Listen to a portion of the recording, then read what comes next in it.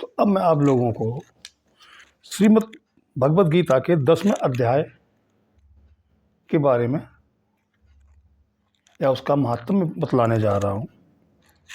इसमें भगवान शिव कहते हैं, सुंदरी, अब तुम 10वें अध्याय के महात्म्य की परम पावन कथा सुनो, जो स्वर्ग रूपी दुर्गा में जाने के लिए सुंदर सोपान और प्रभाव की चरम सीमा है। काशीपुरी में धीर बुद्धि नाम से विख्यात एक ब्राह्मण था, जो मुझ में प्रिय नंदी के समान भक्ति रखता था। वह पावन कीर्ति के अर्जन में तत्पर रहने वाला, शांत चित्त और हिंसा, कठोरता एवं दुस्साहस से दूर रहने वाला था। जितेंद्रियां होने के कारण वह निवृत्ति मार्ग में ही स्थित रहता था।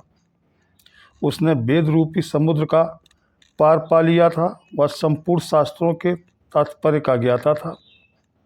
उसका चित्त सदा मेरे ध्यान में संलग्न रहता था। वह मन को अंतरात्मा में लगाकर सदा आत्म तत्व का साक्षात्कार किया करता था। अतः जब वह चलने लगता, तब मैं प्रेमवश उसके पीछे दौड़ दौड़ कर उसे हाथ का सहारा देता था। यह देख मेरे पार्षद भृगऋषि ने पूछा, भगवान, इस प्रकार भला किसने आपका दर्शन किया होगा? इस महात्मा ने कौन सा तप, होम अथवा जप किया है कि स्वयं आप ही पद पद पर इसे हाथ का सहारा देते चलते हैं? भृगऋषि का यह प्रश्न सुनकर मैंने इस प्रकार उत्तर देना आरंभ किया। एक समय की बात है, कैलाश पर्वत के पार्श्व भाग में पुण्यनाग वन के भीतर चंद्रमा की अमृतमयी किरणों से धुली हुई भूमि में एक वेदी का आश्रय लेकर मैं बैठा हुआ था। मेरे बैठने के क्षण भर बाद ही सहसा बड़े जोर की आंधी उठी। वहाँ के वृक्षों की शाखाएं नीचे ऊपर होकर आपस में टकराने लगीं। कितनी ही टहनियाँ टूट टूट कर बिखर गईं। पर्वत की अविचल छाया भी हिलने लगी।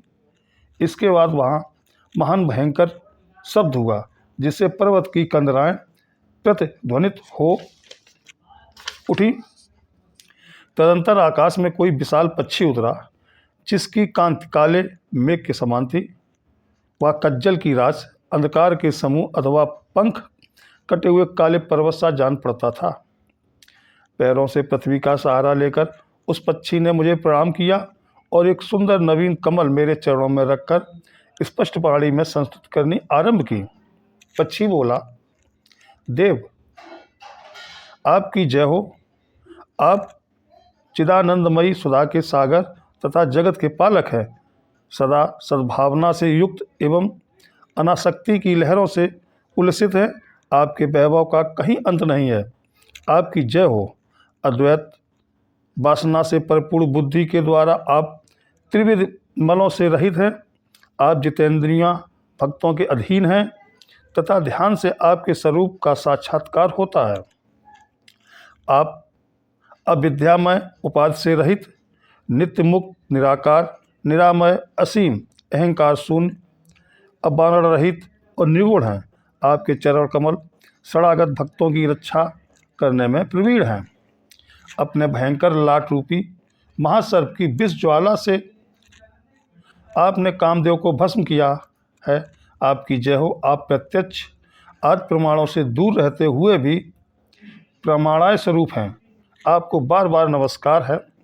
चैतन्य के स्वामी तथा त्रिभुवन रूपधारी आपको प्रणाम है। मैं श्रेष्ठ योगियों द्वारा चुंबित आपके उन चरण कमलों की वंदना करता हूँ, जो अपार भाव पाप के समुद्र से पार उतरने में अद्भुत शक्तिशाली हैं। महादेव साक्षात बृहस्पति भी आपकी संस्तुति करने की धृष्टता नहीं कर सकते हैं। सहस्त्र मुखों वाले नागराज शेष में भी इतनी चातुरी नहीं है कि वे आपके गुणों का वर्णन कर सकें। फिर मेरे जैसे छोटी बुद्धि वाले पक्षी की तो बिसात ही क्या है। उस पक्षी के द्वारा किए हुए इस स्रोत को सुनकर मैंने उससे पूछा, बेगम, तुम कौन हो और कहाँ से आए हो? तुम्हारी आकृति तो हंस जैसी है, मगर रंग कौवे का मिला है। तुम जिस प्रयोजन को लेकर यहाँ आए हो उसे बताओ। पक्षी बोला, देवेश, मुझे ब्रह्मा जी का हंस जानिए। ध्रुव जटे, जिस कर्म से मेरे शरीर में इस समय कालिमा आ गई है उसे सुनिए। प्रभु, यद्यपि आप सर्वज्ञ हैं, अतः आपसे कोई भी बात छिपी नहीं है, तथापि यदि आप पूछते हैं तो मैं बतलाता हूँ। सौराष्ट्र सूरत नगर के पास एक सुंदर सरोवर है जिसमें कमल लहलाते रहते हैं। उसी में से बाल चंद्रमा के टुकड़े जैसे श्वेत मृणों के ग्रास लेकर मैं बड़ी तीव्र गति से आकाश में उड़ रहा था। उड़ते उड़ते सहसा वहाँ से पृथ्वी पर गिर पड़ा। जब होश में आया और अपने गिरने का कोई कारण न देख सका तो मन ही मन सोचने लगा, अहो यहाँ मुझ पर क्या आ पड़ा, आज मेरा पतन कैसे हो गया। पके हुए कपूर के समान मेरे श्वेत शरीर में या कालिमा कैसे आ गई। इस प्रकार विस्मित होकर मैं अभी विचार ही कर रहा था कि उस पोखरे के कमलों में से मुझे ऐसी वाणी सुनाई दी, हंस उठो, मैं तुम्हारे गिरने और काले होने का कारण बताती हूँ। तब मैं उठकर सरोवर के बीच में गया और वहाँ 5 कमलों से युक्त एक सुंदर कामलिनी को देखा। उसको प्रणाम करके मैंने प्रदक्षिणा की और अपने पतन का सारा कारण पूछा। कमलिनी बोली, कल हंस, तुम आकाश मार्ग से मुझे लांग कर गए हो। उसी पताका के परिणाम बस तुम्हें पृथ्वी पर गिरना पड़ा है तथा उसी के कारण तुम्हारे शरीर में कालिमा दिखाई देती है। तुम्हें गिरा देख मेरे हृदय में दया भर आई और जब मैं इस मध्यम कमल के द्वारा बोलने लगी हूँ उस समय मेरे मुख से निकली हुई सुगंध को सूंघकर 60,000 भंवरे स्वर्ग लोक को प्राप्त हो गए हैं।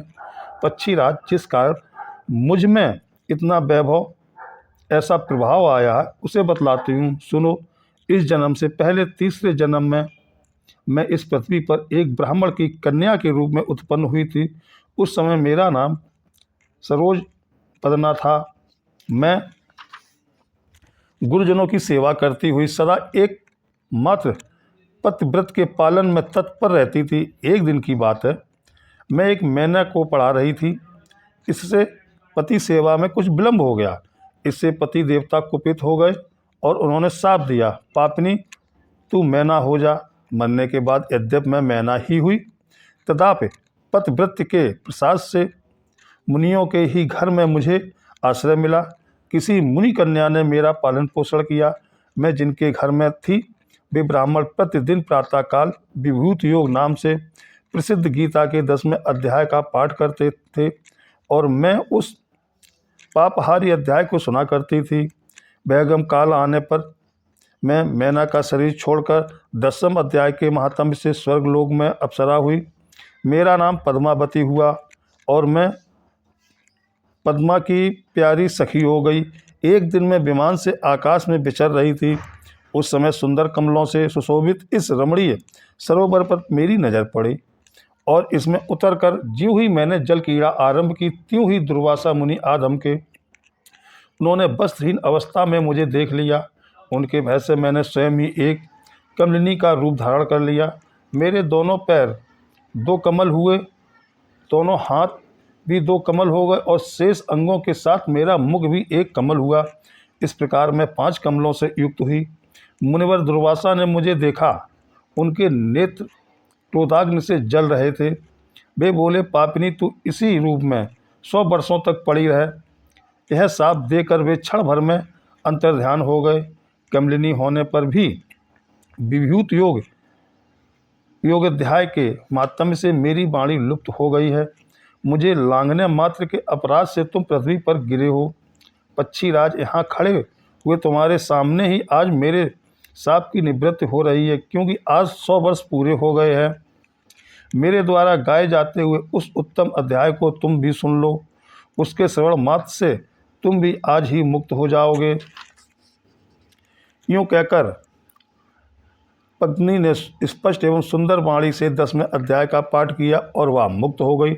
उसे सुनने के बाद उसी के दिए हुए इस उत्तम कमल को लाकर मैंने आपको अर्पण किया है। इतनी कथा सुनकर उस पक्षी ने अपना शरीर त्याग दिया। यह एक अद्भुत सी घटना हुई। वही पक्षी अब 10वें अध्याय के प्रभाव से ब्राह्मण कुल में उत्पन्न हुआ। जन्म से ही अभ्यास होने के कारण शैशवावस्था में ही उसके मुख से सदा गीता के 10वें अध्याय का उच्चारण हुआ करता है। 10वें अध्याय के अर्थ चिंतन का यह परिणाम हुआ है कि वह सब भूतों से स्थित शंख चक्रधारी भगवान विष्णु का सदा ही दर्शन करता रहता है।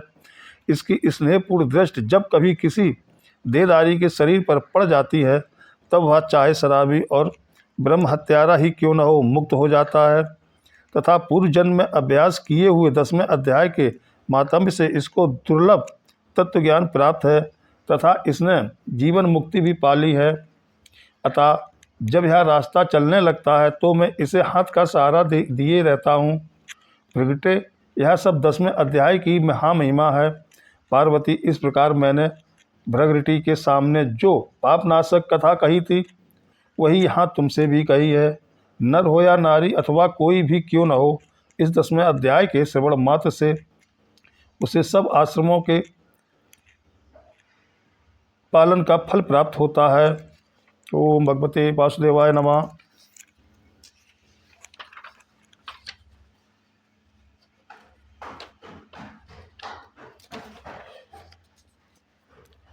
भगवान श्री कृष्णचंद्र जी बोले, हे महाभाव, फिर भी मेरे परम रहस्य और प्रभावयुक्त वचन श्रवण कर, जो कि मैं तुझ अतिशय प्रेम रखने वाले के लिए हित की इच्छा से कहूँगा।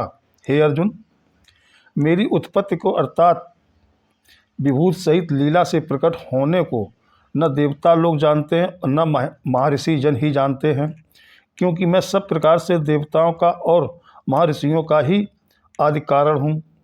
जो मेरे को अजन्मा अर्थात वास्तव में जन्म रहित और अनादि तथा लोकों का महान ईश्वर तत्व से जानता है, वह मनुष्यों में ज्ञानवान पुरुष संपूर्ण पापों से मुक्त हो जाता है। हे अर्जुन, निश्चय करने की शक्ति एवं तत्व ज्ञान और अमूर्ता, क्षमा, सत्य तथा इंद्रियों का वश में करना और मन का निग्रह तथा सुख दुख, उत्पत्ति और प्रलय एवं भय और अभय भी तथा अहिंसा, समता, संतोष, तप, दान, कीर्ति और अपकीर्ति, ऐसे यह प्राणियों के नाना प्रकार के भाव मेरे से ही होते हैं। हे अर्जुन, 700 महर्षि जन और 4 उनसे भी पूर्व में होने वाले सनकादि तथा स्वयंभू आदि 14 मनु, यह मेरे में भाव वाले सब के सब मेरे संकल्प से उत्पन्न हुए हैं कि जिनकी संसार में यह संपूर्ण प्रजा है। जो पुरुष इस मेरी परमेश्वर रूप विभूति को और योग शक्ति को तत्व से जानते हैं, वह पुरुष निश्चय ध्यान योग द्वारा मेरे ही एक ही भाव से स्थित होता है। इसमें कुछ भी संशय नहीं है। मैं वासुदेव ही संपूर्ण जगत की उत्पत्ति का कारण हूँ और मेरे से ही सब जगत चेष्टा करता है। इस प्रकार तत्व से समझकर श्रद्धा और भक्ति से युक्त हुए बुद्धिमान भक्तजन मुझ परमेश्वर को ही निरंतर भजते हैं। वे निरंतर मेरे से मन लगाने वाले और मेरे में ही प्राणों को अर्पण करने वाले भक्तजन सदा ही मेरी भक्ति की चर्चा के द्वारा आपस में मेरे प्रभाव को जानते हुए तथा गुण और प्रभाव रहित मेरा कथन करते हुए ही संतुष्ट होते हैं और मुझ वासुदेव में ही निरंतर रमण करते हैं। उन निरंतर मेरे ध्यान में लगे हुए प्रेम पूर्वक भजने वाले भक्तों को मैं वह तत्व ज्ञान रूप योग देता हूँ कि जिसे वे मेरे को ही प्राप्त होते हैं। हे अर्जुन, उनके ऊपर अनुग्रह करने के लिए ही मैं स्वयं उनके अंतःकरण में एक ही भाव से स्थित हुआ अज्ञान से उत्पन्न हुआ अंधकार को प्रकाश में तत्व ज्ञान रूप दीपक द्वारा नष्ट करता हूँ। इस प्रकार भगवान के वचनों को सुनकर अर्जुन बोले, हे भगवान, आप परम ब्रह्मा और परम धाम एवं परम पवित्र हैं, क्योंकि आपको सब ऋषिजन सनातन दिव्य पुरुष एवं देवों का ही आदि देव अजन्मा और सर्वव्यापी कहते हैं। वैसे ही देवर्षि नारद तथा असित और देवलसित तथा महर्षि व्यास और स्वयं आप भी मेरे प्रति कहते हैं। हे केशव, जो कुछ भी मेरे प्रति आप कहते हैं इस समस्त को मैं सत्य मानता हूँ। हे भगवान, आपके लीलामय स्वरूप को न दानव जानते हैं और न देवता ही जानते हैं। हे भूतों को उत्पन्न करने वाले, हे भूतों के ईश्वर, हे देवों के देव, हे जगत के स्वामी, हे पुरुषोत्तम, आप स्वयं ही अपने से आपको जानते हैं। इसलिए हे भगवान, आप ही उन अपनी दिव्य विभूतियों का संपूर्णता से कहने के लिए योग्य है कि जिन विभूतियों के द्वारा इन सब लोकों को व्याप्त करके स्थित हैं। हे योगेश्वर, मैं किस प्रकार निरंतर चिंतन करता हुआ आपको जानूं, और हे भगवान, आप किन किन भावों में मेरे द्वारा चिंतन करने योग्य हैं। हे जनार्दन, अपनी योग शक्ति को और परमेश्वर रूप विभूति को फिर भी विस्तार पूर्वक कहिए, क्योंकि आपके अमृतमय वचनों को सुनते हुए मेरी तृप्ति नहीं होती है, अर्थात सुनने की उत्कंठा बनी ही रहती है। इस प्रकार अर्जुन के पूछने पर श्री कृष्ण भगवान बोले, हे कुरुश्रेष्ठ, अब मैं तेरे लिए अपनी दिव्य विभूतियों को प्रधानता से कहूँगा, क्योंकि मेरे विस्तार का अंत नहीं है। हे अर्जुन, मैं सब भूतों के हृदय में स्थित सबका आत्मा हूँ तथा संपूर्ण भूतों का आदि, मध्य और अंत भी मैं ही हूँ। हे अर्जुन, मैं आदित्य के 12 पुत्रों में विष्णु अर्थात वामन अवतार और ज्योतियों में किरणों वाला सूर्य हूँ, तथा मैं 49 वायु देवताओं में मरीचिनामक वायु देवता और नक्षत्रों में नक्षत्रों का अधिपति चंद्रमा हूँ। मैं वेदों में सामवेद हूँ, देवों में इंद्र हूँ और इंद्रियों में मन हूँ। भूत प्राणियों में चेतना अर्थात ज्ञान शक्ति हूँ। मैं एकादश रुद्रों में शंकर हूँ और यक्ष तथा राक्षसों में धन का स्वामी कुबेर हूँ। और मैं 8 वासुओं में अग्नि हूँ तथा शिखर वाले पर्वतों में सुमेरु पर्वत हूँ। पुरोहितों में मुख्य अर्थात देवताओं का पुरोहित बृहस्पति मेरे को जान तथा हे पार्थ, मैं सेनापतियों में स्वामी कार्तिक और जलाशयों में समुद्र हूँ। हे अर्जुन, मैं महर्षियों में भृगु तथा वचनों में एक अक्षर अर्थात ओमकार हूँ, तथा सब प्रकार के यज्ञों में जप यज्ञ और स्थिर रहने वालों में हिमालय पहाड़ हूँ। सब वृक्षों में पीपल का वृक्ष और देव ऋषियों में नारद मुनि तथा गंधर्वों में चित्ररथ और सिद्धों में कपिल मुनि हूँ। हे अर्जुन, तू घोड़ों में अमृत से उत्पन्न होने वाला उच्चश्राव नामक घोड़ा और हाथियों में ऐरावत नामक हाथी तथा मनुष्यों में राजा मेरे को ही जान। हे अर्जुन, मैं शास्त्रों में वज्र और गौओं में कामधेनु और शास्त्रों रीति में सनातन संतान की उत्पत्ति का हेतु कामदेव हूँ। सर्पों में सर्पराज वासुकी हूँ। मैं नागों में शेषनाग और जलचरों में उनका अधिपति वरुण देवता हूँ। और पितरों में आर्य नामक पितेश्वर और शासन करने वालों में यमराज हूँ। हे अर्जुन, मैं दैत्यों में प्रहलाद और गिनती करने वालों में समय हूँ तथा पशुओं में मृगराज और पक्षियों में गरुड़ हूँ। मैं पवित्र करने वालों में वायु और शशधारियों में राम हूँ तथा मछलियों में मगरमच्छ हूँ और नदियों में श्री भागीरथी गंगा हूँ। हे अर्जुन, सृष्टियों का आदि अंत और मध्य भी मैं ही हूँ तथा मैं विद्याओं में अध्यात्म विद्या अर्थात ब्रह्म विद्या एवं परस्पर में विवाद करने वालों में तत्व निर्णय के लिए किया जाने वाला वाद हूँ। मैं अक्षरों में आकार और समासों में द्वंद्व नामक समास हूँ तथा अक्षय काल अर्थात काल का भी महाकाल और विराट स्वरूप सबका धारण पोषण करने वाला भी मैं ही हूँ। हे अर्जुन, मैं सबका नाश करने वाला मृत्यु और आगे होने वाले की उत्पत्ति का कारण हूँ तथा स्त्रियों में कीर्ति श्री बाक स्मृति मेधा धृत और क्षमा हूँ तथा मैं गायन करने योग्य श्रुतियों में बृहस्पति और छंदों में गायत्री छंद तथा महीनों में मार्गशीर्ष का महीना और ऋतुओं में बसंत ऋतु मैं ही हूँ। हे अर्जुन, मैं छल करने वालों में जुआ और प्रभावशाली पुरुषों का प्रभाव हूँ तथा मैं जीतने वालों की विजय हूँ और निश्चय करने वालों का निश्चय एवं सात्विक पुरुषों का सात्विक भाव हूँ। वृष्टवंशियों में वासुदेव अर्थात मैं स्वयं तुम्हारा सखा और पांडवों में धनंजय अर्थात तू एवं मुनियों में वेद व्यास और कवियों में शुक्राचार्य कवि भी मैं ही हूँ। और दमन करने वालों का दंड अर्थात दमन करने की शक्ति हूँ। जीतने की इच्छा वालों की नीति हूँ और गोपनीयों में अर्थात गुप्त रखने योग्य भावों में मौन हूँ तथा ज्ञानवानों का तत्व ज्ञान मैं ही हूँ। और हे अर्जुन, जो सब भूतों की उत्पत्ति कारण है वह भी मैं ही हूँ, क्योंकि ऐसा वह चर और अचर कोई भी भूत नहीं है कि जो मेरे से रहित होवे। इसलिए सब कुछ मेरा ही स्वरूप है। हे परम तप, मेरी दिव्य विभूतियों का अंत नहीं है, या तो मैंने अपनी विभूतियों का विस्तार तेरे लिए एक देश से दूसरे अर्थात संक्षेप से कहा है। इसलिए हे अर्जुन, जो भी विभूति युक्त अर्थात ऐश्वर्य युक्त एवं कांति युक्त और शक्ति युक्त वस्तु है, उसको तू मेरे तेज के अंश से ही उत्पन्न हुई जान। अथवा हे अर्जुन, इस बहुत जानने से मेरा क्या प्रयोजन है? मैं इस संपूर्ण जगत को अपनी योग माया के एक अंश मात्र से धारण करके स्थित हूँ, इसलिए मेरे को ही तत्व से जानना चाहिए। ओम नमो भगवते